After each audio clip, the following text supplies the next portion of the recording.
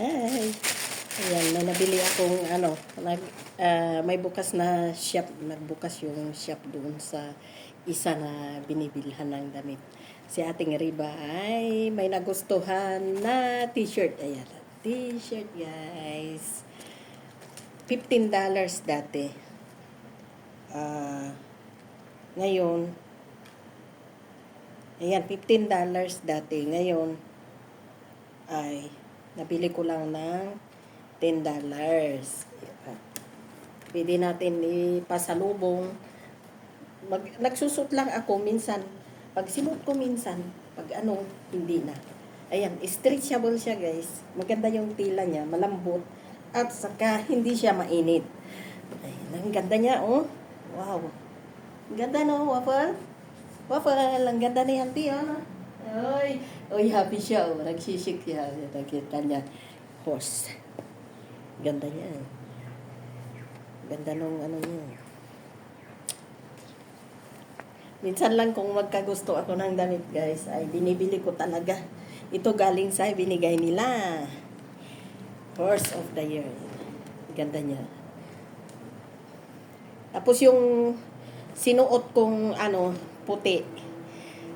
Nung New Year na nabili ko. Hindi kasi ako masyado sa white, guys. Kaya pag natuyo na ipapamigay ko na. Ito yun, oh. Linabahan ko na. Health is wealth. Pag hindi ko na isinuot to, ibabalot ko at ipamimigay ko sa mga pamangkin kong lalaki. Pwede to unisex. Hindi kasi ako masyado sa puti eh. Colorful ako eh. Wala akong paborito na kulay. Kaya lang, kung sa akin kasi colorful ako.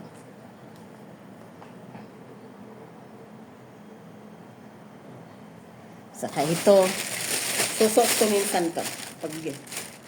Pag nag-day off ako. Ang ganda niya. Borda. Stitches siya. Kaborda siya guys. Hindi siya tinapala yan. Na borda. Borda. Ganda no? Horse.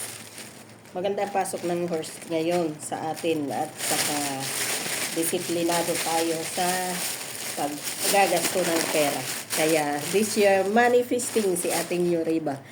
Yung gusto kong ipon this year ay matutupad dahil na umpisahan na. Thank you sa inyo lahat. God bless. Ang aking bantay. Hi, Waffle! Handsome boy!